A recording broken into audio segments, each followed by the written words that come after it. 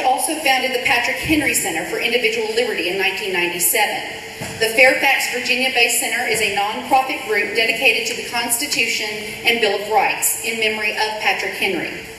The center is universally recognized as an effective supporter of the right of ethical dissent.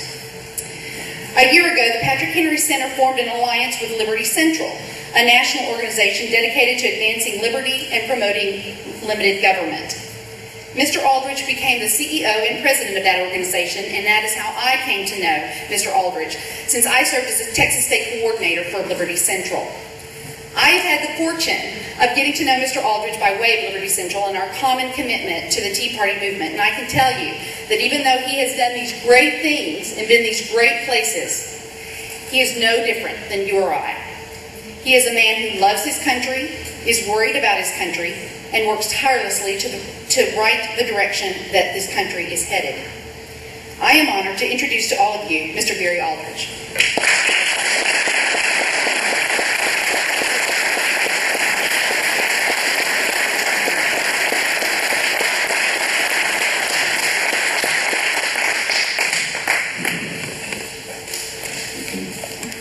See if this is working. Can everybody hear me? Well, thank you, Connie, for the invitation to come back to Texas once again. A little bit of history of my assignments. My first assignment was Austin, Texas, and I spent a year there. And I had a gun and handcuffs and subpoena power and arrest powers, and I guess you all would appreciate hearing that, since we all know the makeup of pretty much the population of Austin, Texas. It was a great assignment, and I fell in love with Austin and fell in love with Texas, and I never missed an opportunity to come back here. I was raised in the state of Florida, and that's where I had my first taste and first experience with what it might be like to live under the yoke of communism and what some call hard socialism. Because many of the friends that I had in high school and later in college were refugees from the island of Cuba. And their families adopted me, and I adopted them because they're such a wonderful group of people. And they would then confide in me the various stories of what had happened to them when communism took away their liberties, and what has happened to their families since. And I can tell you, I still have those friends, and they still tell me that it's just as bad in Cuba today as it was, and maybe it's worse, because now you have generations of young people who have been raised in a communist utopia, and they don't really understand what liberty is all about at this point. But their parents and grandparents remember, those that are still alive. And the Cuban population in Florida makes up probably the largest single voting bloc of hardcore Republicans in the state of Florida. But they sure are coming in handy in the various elections that are being held down there, especially the presidential elections. Now, a little bit about my Washington assignment. When I was first to backtrack, the FBI sent me back to Florida at a point in time to work on organized crime cases and some political corruption.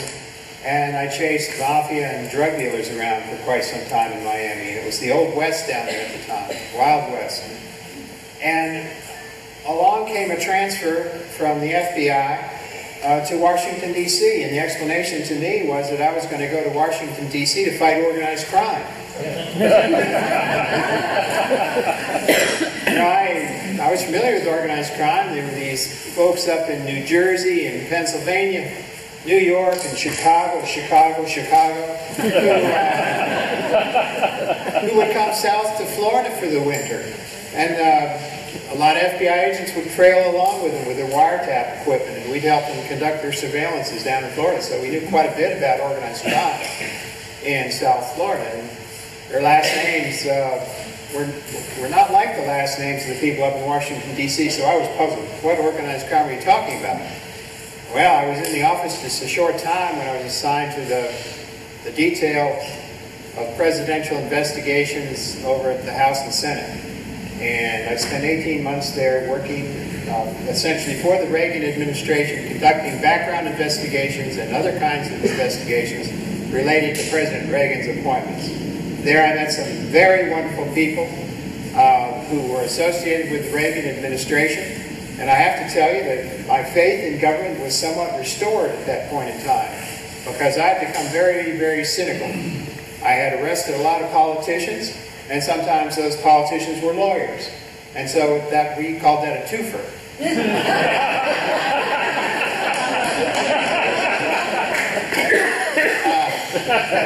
It was great fun pulling out that piece of paper and those handcuffs and saying, "Sir or ma'am, you need to come with me right now." But, no buts about it. Here we go. And those weren't minor crimes. Those were briberies and other kinds of crimes that are a betrayal of the public trust. In any case, I had become cynical. Obviously, I'd seen a lot of bribery and wrongdoing in my FBI career along those lines.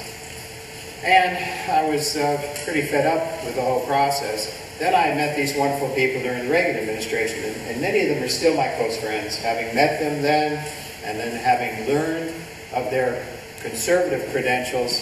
Many of them are still close personal friends of mine today, like former Attorney General Ed Meese, who's chairman of the board of the Patrick Henry Center, and Mark Levin, who's on my advisory board. Just two people who I got to know through the years working in that assignment. Well, before long, I was transferred to the White House, and I began work there about midway through the George Herbert Walker Bush administration, and enjoyed the assignment thoroughly. Now, I have to tell you, I was green when it comes to politics. I swear to you, I did not know the elephant was the symbol of the Republican Party. I'm not making that up. That's how clueless I was about politics. All I knew was that the Republicans generally supported the FBI with good budget enhancements. We got new cars. We actually had tires that weren't bald. We had gas in the fuel tanks with the Republicans in office. And actually, we got some new guns once in a while. With the Democrats, the tires were bald, the tanks were empty, the guns were running out of ammunition, and so on and so on. That's how I measured the administrations. That's how much it meant to me. Also, we would get raises when the Republicans were in office, so FBI agents would pay attention to that sort of thing. Well, the time came to a close of the Bush administration, and we just got ready for a new administration. The Constitution says we can have this election every 4 years. We will. And sometimes you get a new president after 8 years, sometimes after 4 years. It was sad to see all the Bush people move on. And we were curious about the new Clinton crowd. And they finally arrived. They arrived wearing T-shirts and flip-flops and all the rest. And if you read my book, you have a taste of what it was like to be an FBI agent. I had just come off the Bush administration where people, and in the Reagan administration, where people wore their jackets as they walked down the hall to the restroom. And here you come into the Clinton White House, and folks were wearing cutoffs. I mean, it was the most ridiculous thing I'd ever seen. It was very casual. So we wondered when they would get down to work, actually. It was looking pretty relaxed there. People with feet up on the desk reading their funnies and that sort of thing. And I'm not making this up. And we wondered where all the action was going to be. And they were wondering where all the action was going to be, too, because they didn't have a plan to govern. And so we stumbled through the first year, effectively, until the Washington Post discovered that hundreds of these people had refused to take an FBI background investigation. And so there were lots and lots of people wandering around the White House without security clearances. And that was just one of the many major issues that we had with that administration. Mainstream media continually made up excuses for their behavior, and they refused to put a pattern together. The pattern was clear with all of us who worked there, that it was just one thing after another with these folks, and it was adding up to chaos and to a basic Marxist view of life and the way it should be in America. They weren't satisfied with the way it was. They wanted to change it to something more resembling more of a socialistic country. Of course, the seeds of the Fannie Mae, Freddie Mac disaster was planted during the Clinton administration. It was just one of the many programs that were put into place. The concept there if you all haven't heard about this, is that the American dream is to own your own house. And that it's unfair for certain people to not have the American dream. Therefore, we will make loans to people who do not have a job and can't possibly pay off the loan because they deserve the American dream. Now that is the Fannie Mae Freddie Mac program in a nutshell. That's what it is. It isn't any more complex than that. And they decided to back that up, you know, because the realtors and the banks were saying, what? And they were saying, don't worry, we're going to guarantee those loans. So you just go ahead and make those loans. As a matter of fact, you better make those loans. If you know what's good for you, you will make those loans. And so they didn't make those loans. And so we had a lot of people buy homes that couldn't possibly afford to make those payments, especially when the interest rates went up. And so that began the demise that ended up on the lap of George W. Bush. And of course, he's your guy. And he had a chance to change this when he was in office, and he didn't do it. He didn't do it. Everybody saw that bubble. It was crystal clear. It was going to pop. And it did. But I didn't know anything about that when I worked for the Clinton White House. It took me quite a long time to become focused on politics. And maybe just like a lot of you here in the room, you were busy raising your kids, making a living, running a business, getting the kids off to school, going to the PTA meetings and all of that.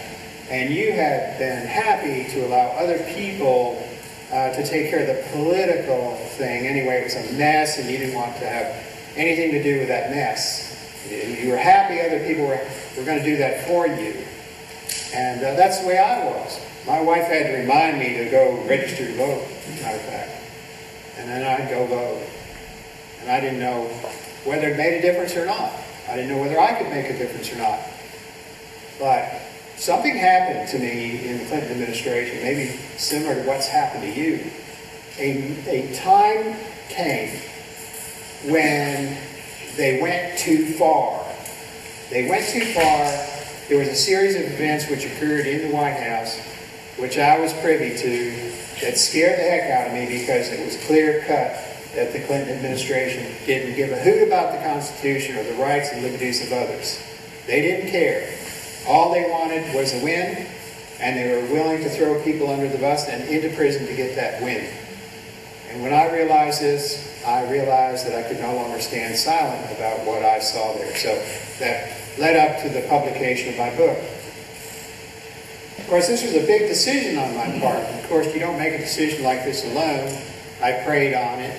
I spoke to my friends. I consulted a very high-priced, expensive lawyer. I've got the bill to show you. And everybody kept saying, well, you have the fundamental constitutional right to write this book as long as you don't divulge any major FBI secrets.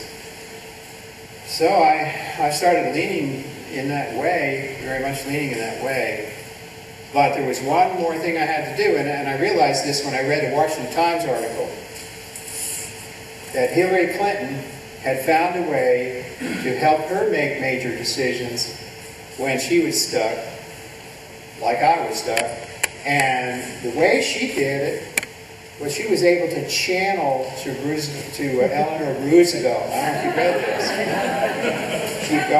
She'd go up into the residence and she'd sit on the bed. She'd talk to Eleanor about what she should do, and Eleanor would tell her what what her advice was. So I told my wife to keep the kids downstairs, and I went upstairs and sat on the bed, and I talked to J. Edgar Hoover.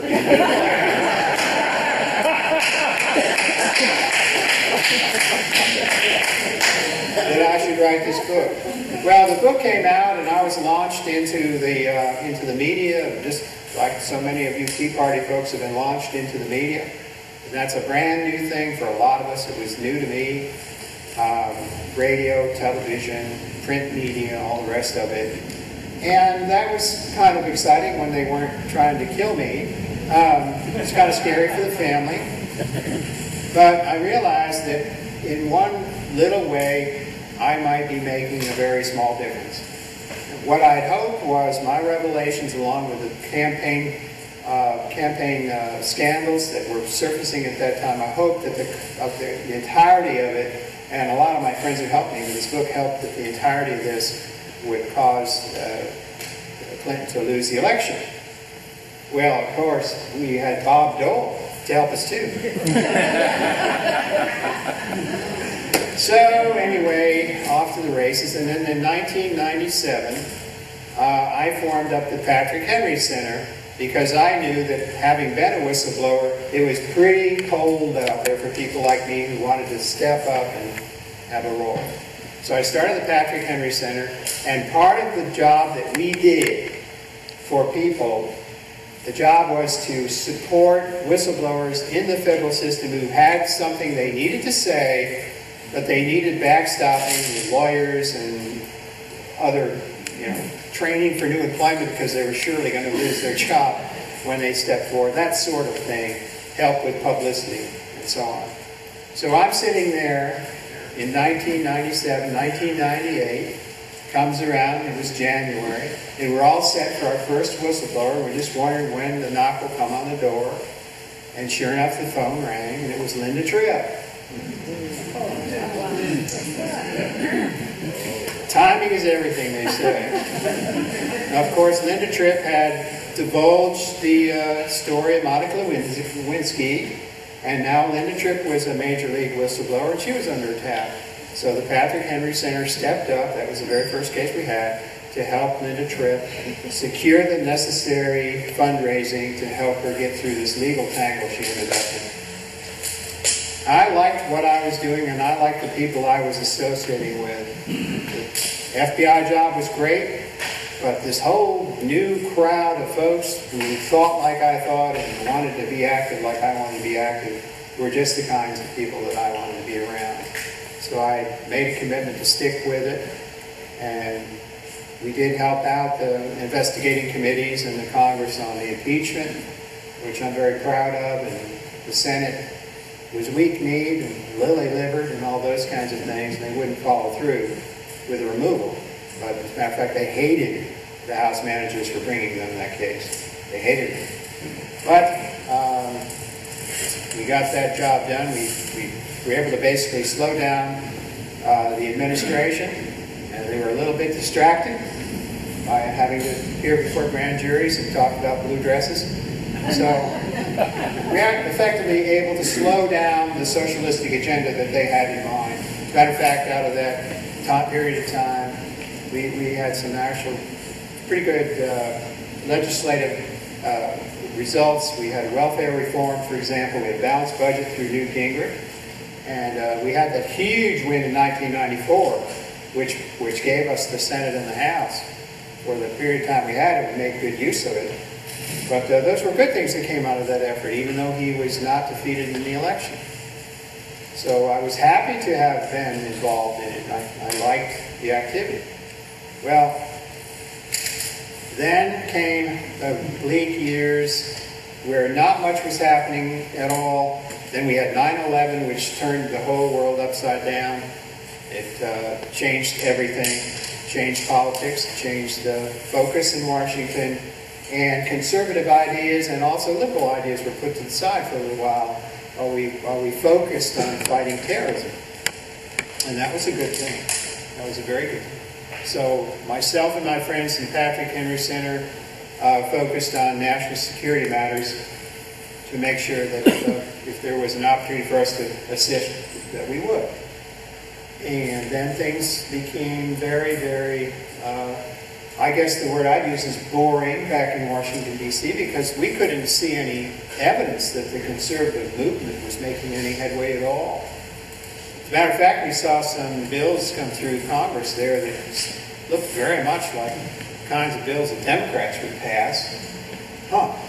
And who signed them all into law, I wonder. And it was very discouraging. We were in a basic state of dismay back there because the parties, both parties, were fairly ignoring what the people wanted them to do, what the people were saying. That we were being ignored.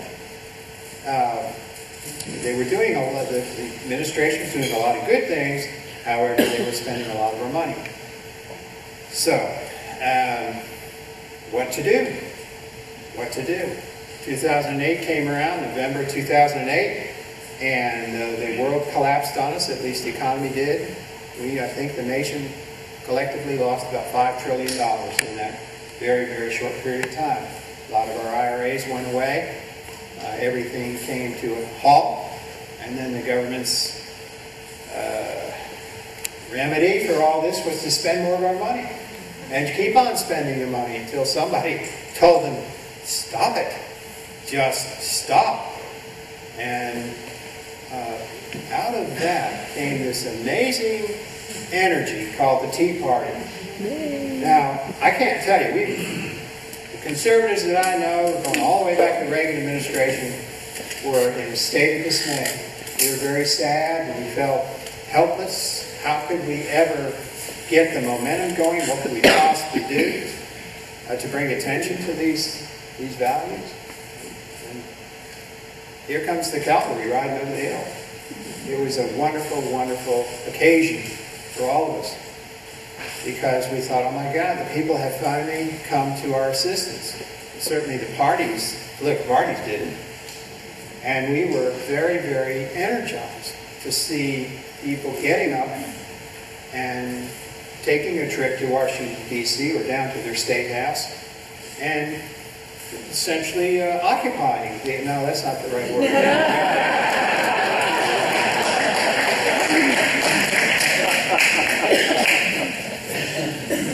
Being polite and saving the taxpayer a lot of money too, because when you folks came to Washington, D.C., the place was cleaner when you left than when you got there. A lot of people walking around picking up gum wrappers and such. It was a wonderful, wonderful time. But seriously, you changed the dynamic significantly. And you gave the country a fresh face and a new attitude in the elections in 2010. Everything changed. People got an attitude back there. Conservatives took an attitude at long last. It's a wonderful thing. Wonderful. We were finding our strength again. And we were pushing back. And it was great. And then we had the inauguration, and we went to the Hill, my friends and I, and we visited every single one of the new folks, and we visited some of the folks that had been our champions all along, ones we knew, and didn't take long to visit those folks. It didn't take too long, but we spent a lot of time with these champions, these new champions. Alan West out of Florida, of course, you know him, and Marco Rubio out of Florida.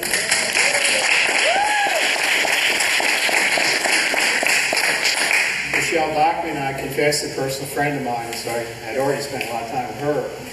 But she was there, and then Steve King out of Iowa.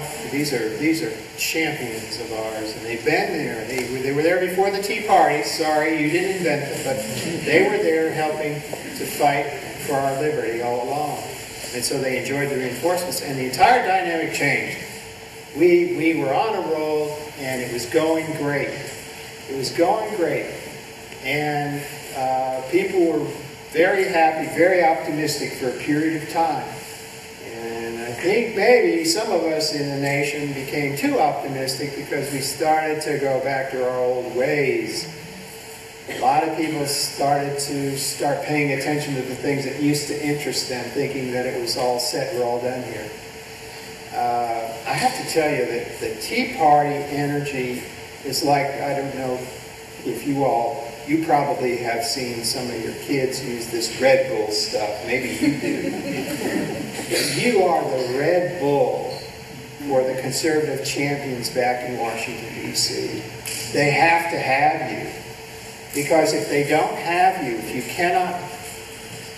cannot indicate to them in your words and your deeds that you are solidly 100% behind them, they start to wander a little bit. They start to get a little wobbly. They start to run down like a battery. They need to be charged up. It's not any more complicated than that. They're not necessarily looking for your money. Of course they wouldn't mind having some of it, but they want to have your vote, of course, too. They just need to be reassured. You know why? Because the establishment back there, whether it's hardcore political types or whether it's the Democrats, or whether it's the Republican leadership, they're all pounding on these folks all the time. Get in line, get in line, get in line. You're out of line, you're out of line, you're out of line. All the time. Threats all the time. Threats are made to these people all the time. And then there's the passive-aggressive, which, hey, I got to tell you, the Republican Party has mastered passive-aggressive. Okay? I don't know if you know what... That's getting even with somebody without leaving any of your fingerprints. Okay? That's keying somebody's car. You know, when you don't like the bumper sticker. That's passive-aggressive.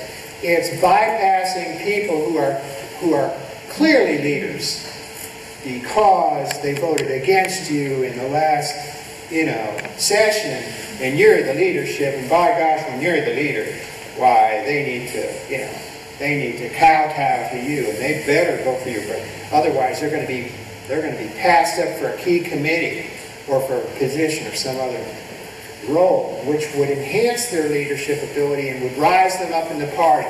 But no, they're kept down.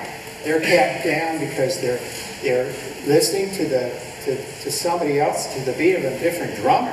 They're listening to the Tea Party drummers. They're actually doing what you want them to do. So that's why it's vital that I know you all are working hard. I know that you are. I've talked to Connie. She keeps me up on your progress and what the work you're doing here in the state. But you all need to also need to let the folks back in Washington know you're here. Now, there are different ways you can do this. You can take your tents down to Austin and camp out, I guess. I don't recommend that. I don't want to go camping. I don't know about y'all. Well, we'd be thrown my out. idea of camping is down here at the La Quinta. That's camping for me these days. But, organize trips down there. And if you can't physically go down there, then be sure you communicate your interest through representatives, trusted people that you know. If one of your Tea Party leaders is going back there, be sure that you send your regards in the form of a card, send your emails, whatever you want to do, make your phone calls, but let them know that you're out here working. You're working for them. I have just a few more remarks, and then I want to take questions. No, I didn't see the J. Edgar movie. Handle that right off the bat.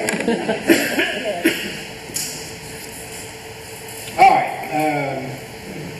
Where do I think the action is going to be for a lot of people, including our groups, Patrick Henry Center, Liberty Central, and a new group I just formed? Where do I think the action is going to be? I honestly believe that the focus is going to be on small business from now until past Election Day. Why do I say that? Well, when you consider what small business is, you'll understand. But first of all, can I see a show of hands? How many people here have started or currently run a small business? I don't need to say anything else. You know what I'm talking about. This administration, along with all the other regulations that are in place before Obama ever came to Washington, D.C., is strangling small business. Strangling. You can't get loans, you can't get permits, you can't get paperwork through, you can't get approvals, you have endless reports to send in. It's just bringing you to your knees. So you can't afford a team of lawyers to work on this stuff for you. You know you can't. And plus, with the bad economy, who's going to start a new business? It's all that you can do to keep the employees that you have on board. And I know a lot of you have let people go. It's a sad thing. We heard about how you have to make payroll and how it's inevitable when you're running a small business. You look at the people who are working for you, and you don't want to disappoint them. You want to give them a check so they can go home and pay their rent. But sometimes it gets close. And remember that your C4s and your C3s are small businesses too. Well, what is a small business for those of you who may not have thought about this? Any organization, any business that has 499 employees or fewer is a small business, and that's a lot of people. That's a couple of car dealerships.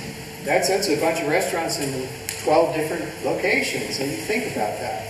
That can be a huge enterprise of small businesses. I think it's misnamed, I think, small businesses. But the difference between small and large businesses has become very clear to me, and that is that large businesses are so scattered now throughout the world, and their interests are all over the planet, that it's very, very hard for them to maintain a focus on what's good for the United States. And I know a lot of them try to do that, and a lot of them do succeed, but a lot of the others start to see a worldview that you and I can't see, we don't share it. It's the small business people that can create these jobs. I mean, small businesses are responsible for 40 or more percent of all people hired and kept employed in the country today. Almost half. 10% of the people working today, and the number's growing all the time, are government employees. 10%. The rest are big business employees. How are we going to get ourselves out of this economic mess? Well, what we're going to do is we're going to push back on Obamacare. We're going to get it repealed. If the Supreme Court doesn't beat us to it, we're going to push back on a couple of really, really arrogant laws. Sarbanes-Oxley is one. And the other one is, help me out here, what was that other one? Dodd-Frank. Bingo. Dodd-Frank. These are horrible bills, horrible laws, and they're strangling our ability to hire new people, to start new businesses. Heck, we're scaring people off in this economy. It's a big risk, it's a big risk to start a business. You put a lot of money out there, put a lot of your sweat equity. It's your baby. And then you hire people and you want to prosper. You don't want to close your doors. You don't want to go bankrupt. You don't want to stick creditors to debt. You don't want to do any of those things because we're solid Americans.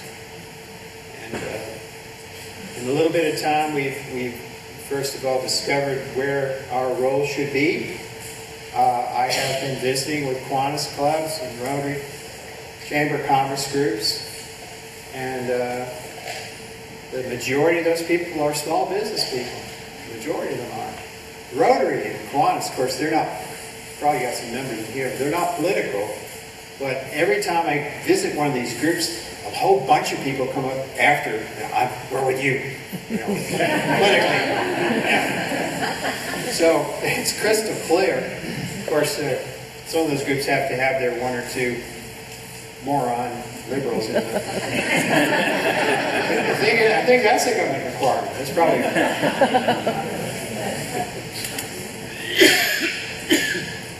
And so Tea Party, the Tea Party is kryptonite to the Obama administration and to the liberal socialists back in Washington, D.C. They hate you.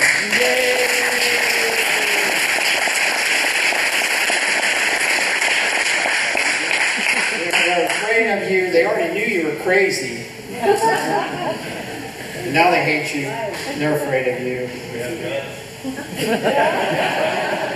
They hate your guns. I love your guns. But, I made a point, I think, on the activity. You just need to keep the activity going. That's very, very important. Energize our champions on the hill. And I love it. I love what else you're doing, which has never been done. It hasn't really been done well before, I should say. And that is the support for the primary process. Okay, that's as much a part of our political life as anything else that we do. Now, the political parties have tried to, poo-poo that process. Let's not make a big deal out of it because we want to protect the incumbent. Well, that's our decision as to whether that incumbent gets another term or not. It isn't the Republican Party's decision. It's our decision.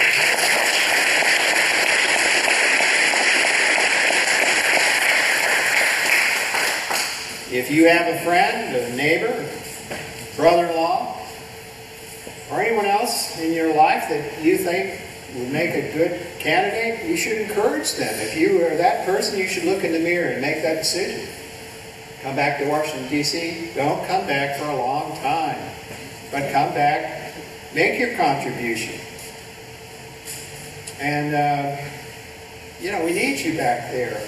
Now, yes, you're doing a great job with your businesses here, your CEOs, your managers, your champions in your community, and all of that.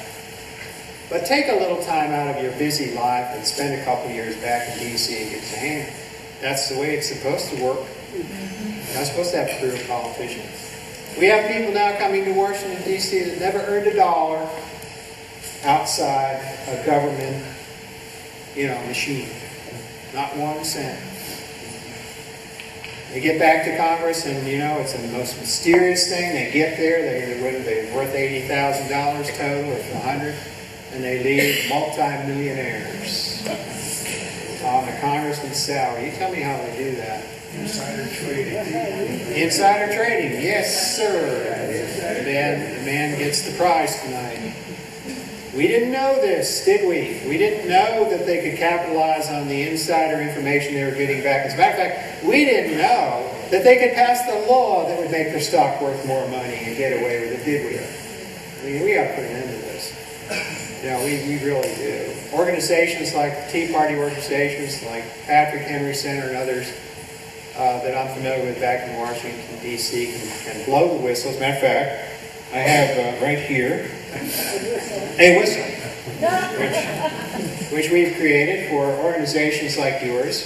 We did put our advertisement on at Patrick Henry Center, but you'll have to live with that. But blow the whistle on socialists. Blow the whistle on tyranny. Blow the whistle on abuse. There's some whistles back over here. And Gadsden flag yellow. I thought y'all would like that. But that's the kind of thing that you can do to keep it, to get into the news and stay into the news.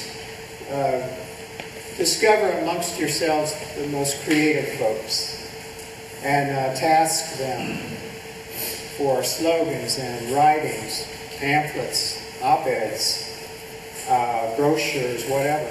You have a lot of talent in this room. A lot of talent. Try to keep your sense of humor. That's very, very important. These are grim times, but we ought to be able to have a laugh once in a while. Keeps us going. We love what happened in the last couple of years with the Tea Party. We want to see more of it. We especially want to see it between now and November of next year.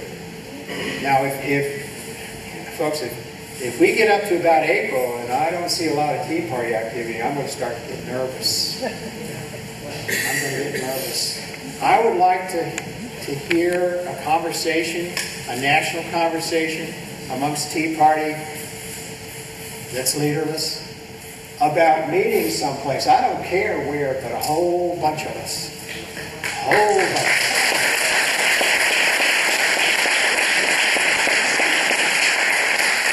I personally would like to meet in Texas, but I think that would be if we pounded the point home with a couple million or more people, I think maybe we'd be a reminder that we haven't gone away. And you know, what would it cost us? A couple of days vacation? A couple $100? Get that started. Yeah, I think there's no eater, so I don't know how it's going to happen. That's right. It's a grassroots, but really, the only way this can actually happen is a grassroots thing. Somebody could call for it, but it's not just not going to have the kind of popularity that a spontaneous grassroots kind of thing could have. And I hang around with some pretty radical friends, and I'll take some Q&A. I had one fellow approach me, and he said, I own a big RV. And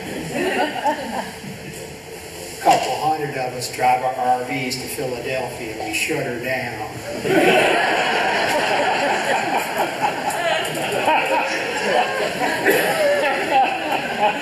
I don't see anything illegal about that, frankly. Those are just some clever ideas.